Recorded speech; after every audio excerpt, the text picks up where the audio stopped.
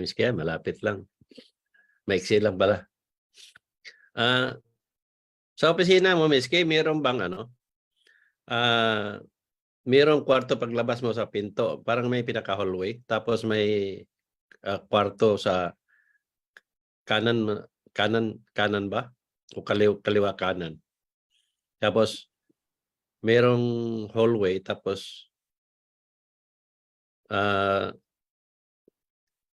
parang may hagdan pa, elevator ba 'yon sa harap ko? Ano ba ang describe mo yung sa opisina niyo? Bullseye, Brother Nars. Yung opisina ko, in between ng room ng conference room at saka opisina ng staff. So kabilaan Tapos may front desk. Pag lumabas ako, may hallway. Towards the end of the hallway, may elevator going to... Tumpak. Exactly. Yes, correct. Yun ang nakita ko eh. Nung nandun ako sa loob, dumating yung lalaki nga, natakot ako na may tatanong.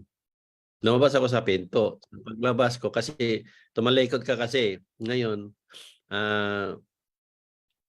hinanap kita kasi gusto ko ikaw humarap doon sa lalaki.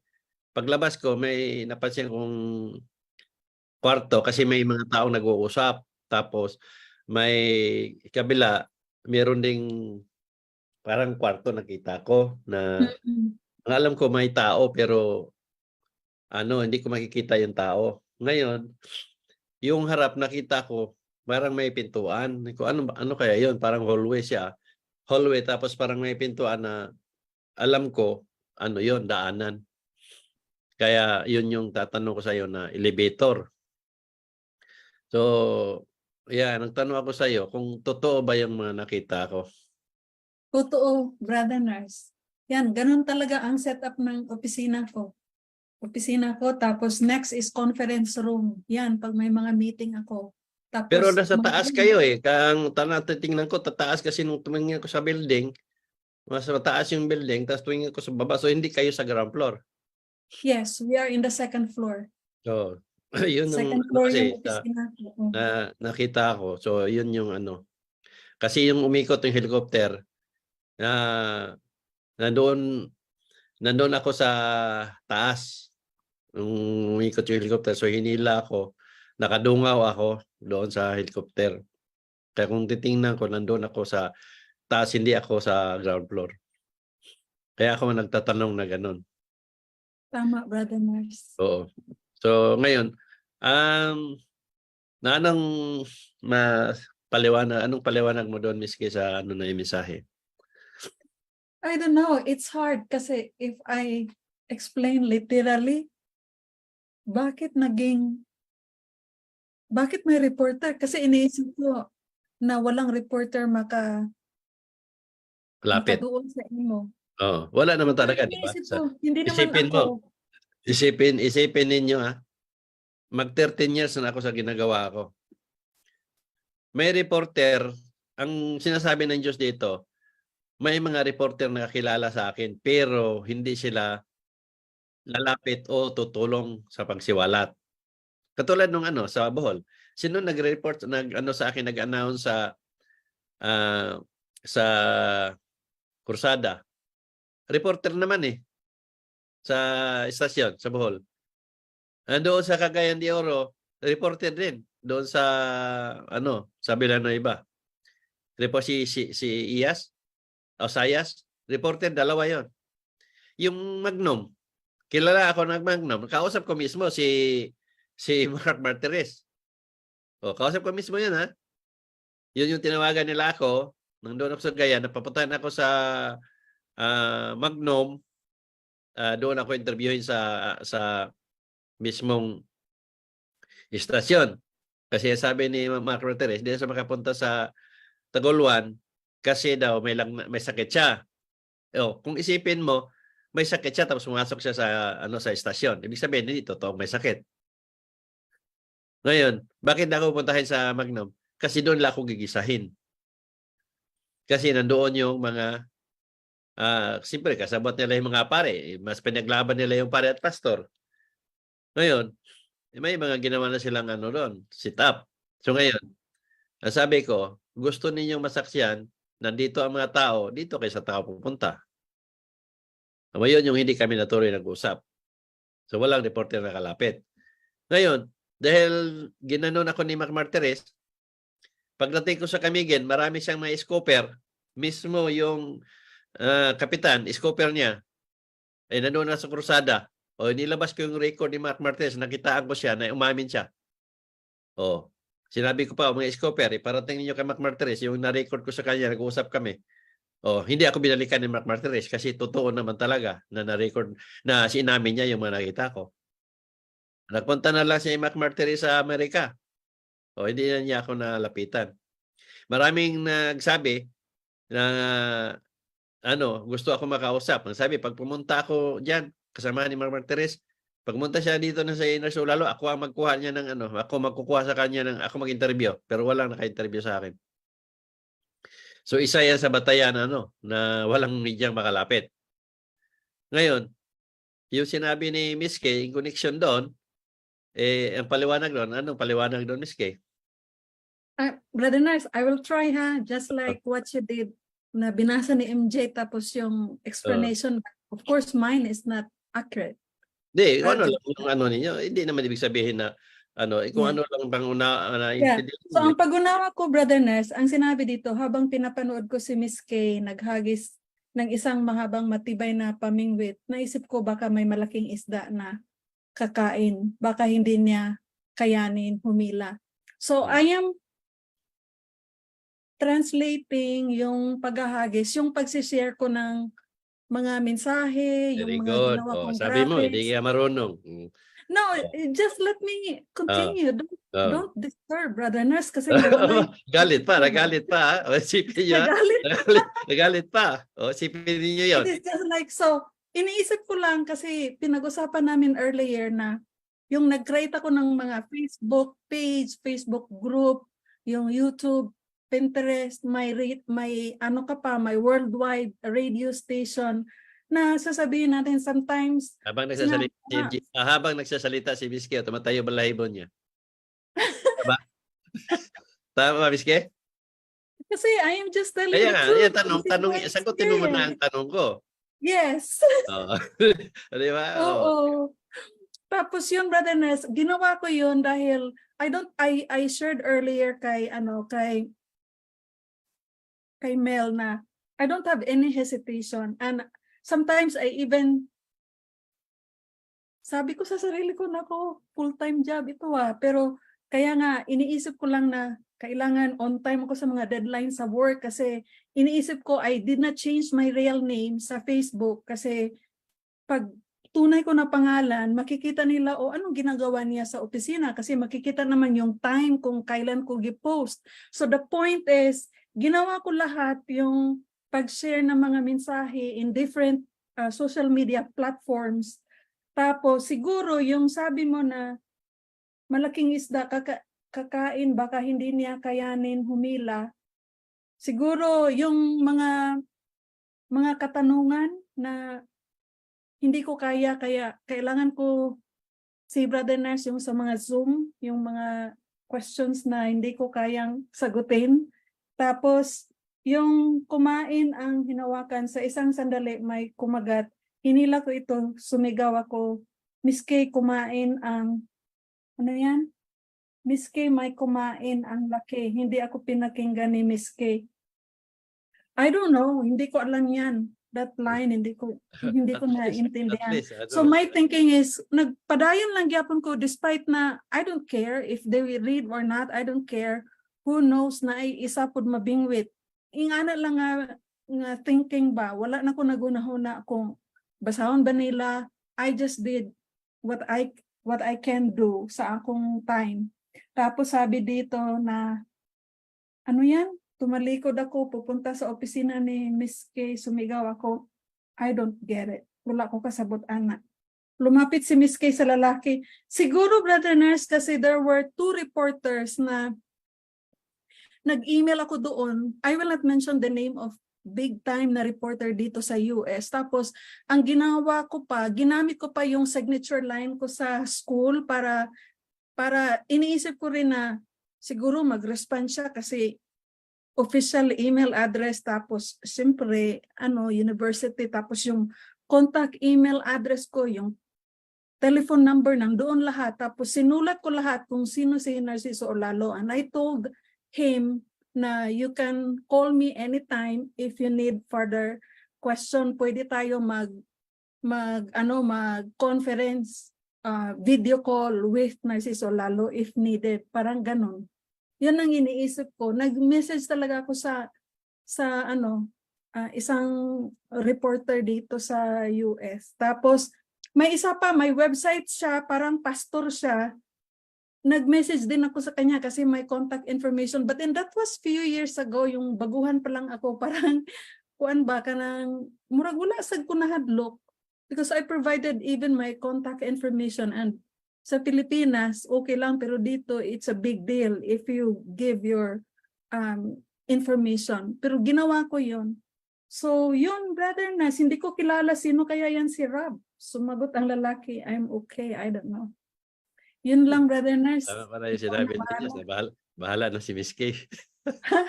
Wala ko'y nasabtan ato. Basta kay ang alam ko lang na yung mga building siguro na sinasabi mo, mahabang matibay na pamimingwit, siguro yun na yung social media kasi it will be there forever.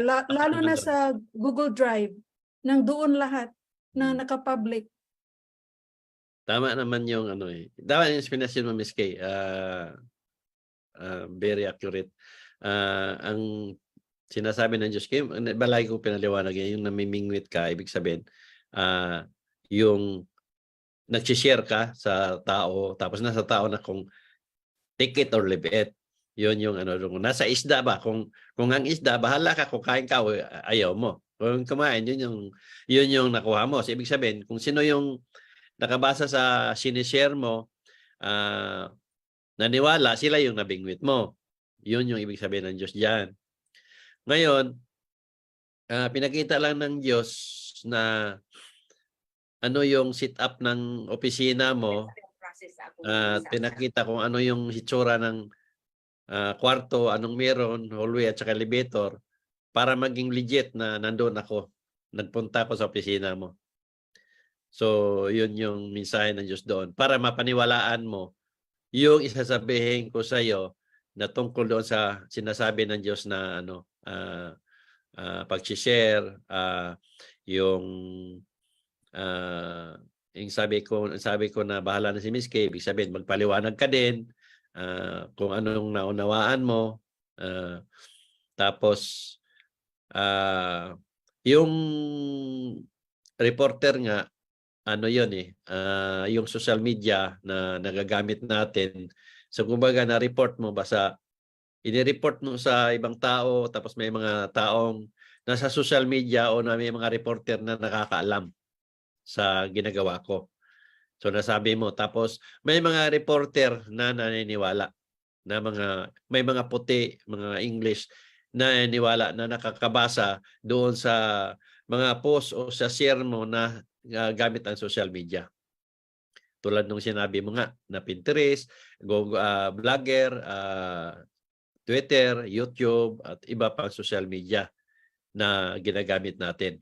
So yun yung sinabi ng Diyos doon. Pero may reporter na naniwala talaga sa ginagawa ko o reporter na nakakaalam.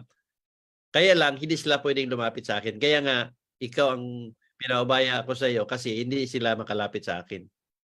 Ngayon, pinagmasdan ko yung dinawag kita. Ngayon, sabi ko, ikaw na bahala, Miss Kay. Kasi baka mag-English, hindi ko masagot. Yun yung, kasi ginagamit ko Tagalog mostly. Ngayon, dahil may English kang mga translation, doon sila nagbabasa at nanood doon sa English translation na ikaw ang gumawa. Ngayon, doon nila naunawaan kung ano ang mga nagagawa ko at ginagawa ko. Pero dahil nga tunay ang ginawa ko at nandoon sa mensahe ng Diyos na walang pare at pastor o reporter na makalapit o makikialam, ang sinabi niya sa reporter na walang reporter na makikialam sa iyo. So ibig sabihin, kahit nandoon ako sa lahat ng social media, walang social media nag-block sa akin, walang social media nagtanong sa akin kung ano may sinasaywalat ko, at kahit narinig nyo kung ano man yung laman ng ano ko, di ba? Meron tayong batas na bullying, na sinasabi ko diyan, nabubutang nga, o yung mga rapist, ang mga pastor ninyo at mga pare ninyo, gano'n, manluloko, manlindang, pero nagpatuloy ako sa social media. So alam ko, isa ako sa pinoprotektahan ng social media. Kasi, yun nga, nagsiwalat ako ng katotohanan, pero hindi siya lantaran na hindi natin makita. Kasi kung talagang ang social media nakikialam sila o gusto nila maging bahagi, pakita lang naniwala, sila mismo ang gumawa ng paraan. O, si Narciso lalo, ako to si ganito, social media ako ganito, totoo itong ginamit. So, walang ganun. Katulad ng mga reporter, ako ang reporter si ganito, ito si Narciso lalo, paniwalaan natin to, wala. Kasi walang media na makikialam. Ngayon, sinasabi ko na baka hindi kayanin ni Miss K, ibig sabihin, hindi talaga kayanin ni Miss K kung ano man yung katanungan ng mga tao. Kasi ako lang ang pwedeng makakasagot. Kung ano may itatanong nila, ako ang pwedeng magpaliwanag. Kasi ako ang pwedeng magpatunay Okay. na may kaya akong gawin. Ngayon, yung nakasuot si Miss K ng puti nakita ko, ibig sabihin doon, na ang ginawa ni Miss K, isinishare niya ang totoo kung anong meron ang katotohanan. Na malinis ang konsensya niya, na wala siyang ginawang gawa-gawa lang sa pag-share. Kasi nga tunay at totoo na may batayan kung ano may yung isinishare niya sa public. Yun yung mensahe na ipinarating noon. Kaya maraming salamat, Miss K, sa ginagawa mo, at napuri ng Diyos lahat yon. Kaya nagbigay siya ng mensahe. Kaya sabi ko, magpaliwanag ka kasi hindi lahat ang binibigyan ng Diyos ng mensahe. Brother Nars, hindi ko alam anong sasabihin ko eh. Parang nag-joke ako sa iyo kanina sa messenger na, sige lang, baka mag-text si Jesus sa akin. Binuang naman to. Mura man. Nasa mensahe naman talaga, anak. At pag sabi ko na bahala na si Miss K, ang ibig sabihin ng Diyos doon, magkaroon din si Miss K na magpaliwanag siya sa sarili niyang paninindi at panungunawa. Kaya nga nung pumunta ka lumapit ka nung galing ka doon sa may elevator, dumaan ka sa harap ko, sinundan kita, kinausap mo yung lalaki, nagkamustahan kayo, hindi ko na pakinggan lahat, pero pinagmasdan ko kayo, nag-uusap kayo tungkol sa balita. So ang naisip ko, reporter ang lalaki na yon. Yun nga, dahil nga ganun ang nangyari, hindi ko alam kung ano ang iba pang ginagawa mo sa pag-share. Basta yung pag sinabi dong reporter, in general yun, maraming nagawa mo na social media, na maraming tao nakakaalam, maraming mga reporter na nakakaalam sa ginagawa ko, at may ginagawa ka pa ring iba, tulad ng sinabi mo nga na nag-iusap ka ng reporter, yung ganon, yung mga ganon mga share mo. So napuri ng Diyos yun lahat na ginawa mo. Yeah, Brother Nars, kasi may ginawa pala ako yung yung baha sa Cagayan de Oro. May reporter talaga na gi-research niya yung pangalan ko kasi in US, 'di ba, Mel, makikita diretso kung sino ba ang Filipino nakatira dito saan na probinsya. Tapos yung baha sa Cagayan, yung nasa mensahe, nag-message siya na I want to interview you. Pero as a courtesy sa university, dili ko maka-respond o interview unless mo gamit mo agi ko sa university.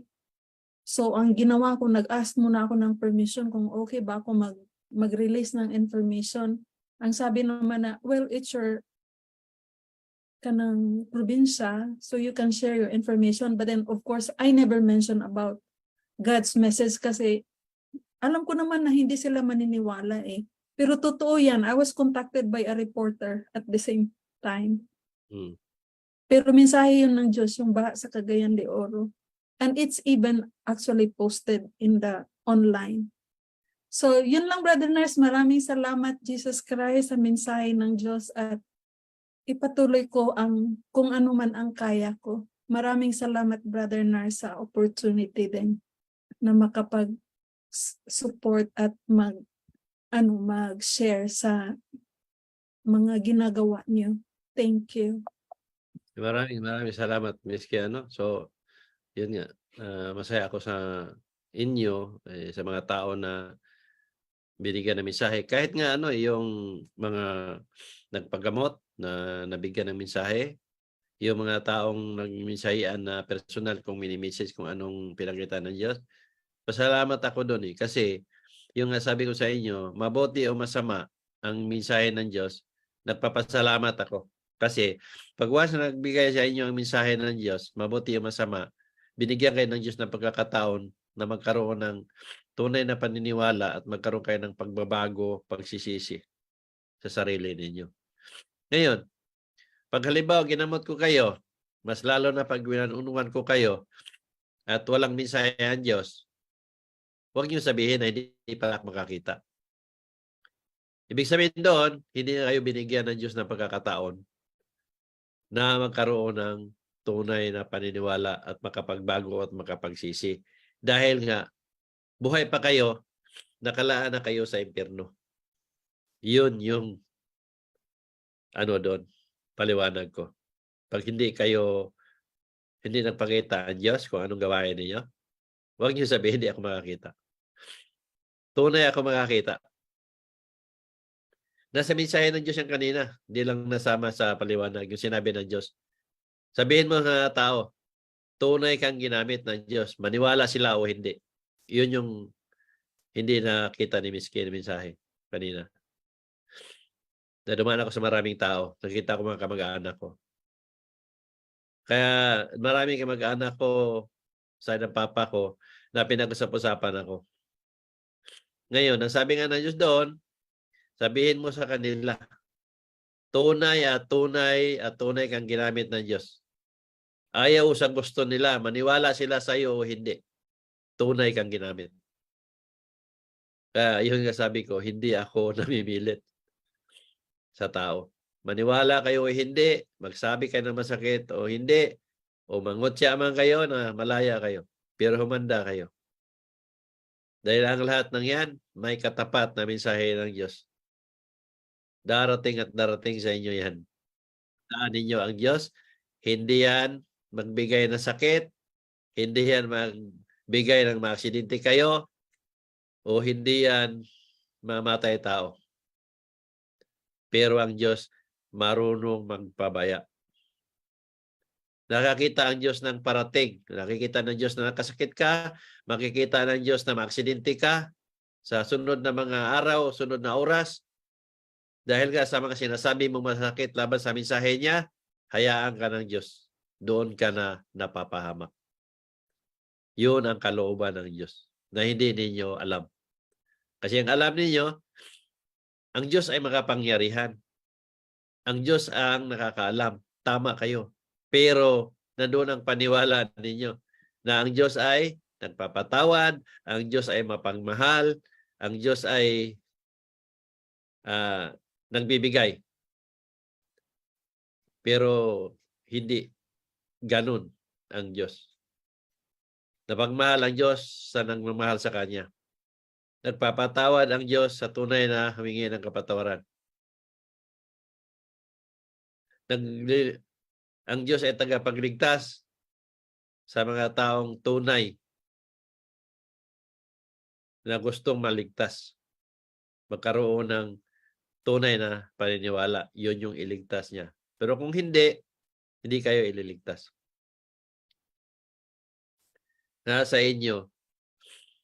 Kung gusto niyo maligtas, then gawin ninyo kung anong nasa mensahe ng Diyos. Yun yung kalayaan na ipinagkaloob niya sa tao. Malaya kayo magsabi ng masakit, malaya kayong maniwala o hindi, malaya kayong gumawa kung anong gusto ninyo, pero sa huli, mayroong inilaan ng Diyos sa inyo. Paraiso o impyerno, depende sa kung anong ginawa mo nung buhay pa. Napakadali kung isipin ng mabuti. Kaya Diyos ang pag-ibig. Dahil sa pagmamahal ng Diyos sa tao, binigyan niya na ang tao ng kalayaan. Nasa atin na kung paano tayo umiintindi, pangunawa, at anong gagawin natin.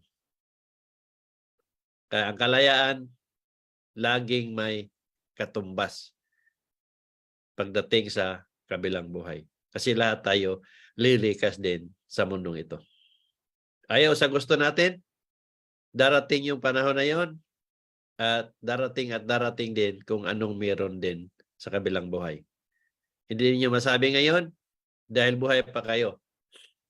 Pero kaya kong patunayan sa inyo na may paraiso at may impyerno sa kabilang buhay. Dahil meron akong kayang gawin na hindi magagawa ng yung tao. Itong power of mind ay pinagkaloob ng Diyos. Na ang Diyos ay buhay. Kaya ko ipaliwanag sa inyo kung nasaan ang impyerno, anong impyerno, at kaya ko paliwanag sa inyo kung nasaan ang paraiso at anong meron sa paraiso. Sa umpisa pa lang ng misahe ng Diyos noon, nandoon na lahat. Kaya malaya kayo. Gumawa kayo ng kabutihan, na alinsunod sa gusto ng Diyos o kalooban ng Diyos, swerte kayo. Pag gumawa kayo ng masama, malaya kayo kung anong gusto ninyo. Kayo ang mamili. So yun ang pag-ibig ng Diyos sa tao. Napakaganda nun, mensahe na yun. Kasi sa paniniwala ninyo, humingi lang kayo ng kapatawaran, patawarin na kayo ng Diyos. Ganun kababaw ang paniwala ninyo. Kaya malaya kayong gumawa ng kasamaan doon sa lahat ng bagay o sa kapwa ninyo. Kasi ang alam ninyo, pinapatawad na kayo ng Diyos. Kasi yun ang turong na mulatan ninyo sa mga pare at pastor ninyo.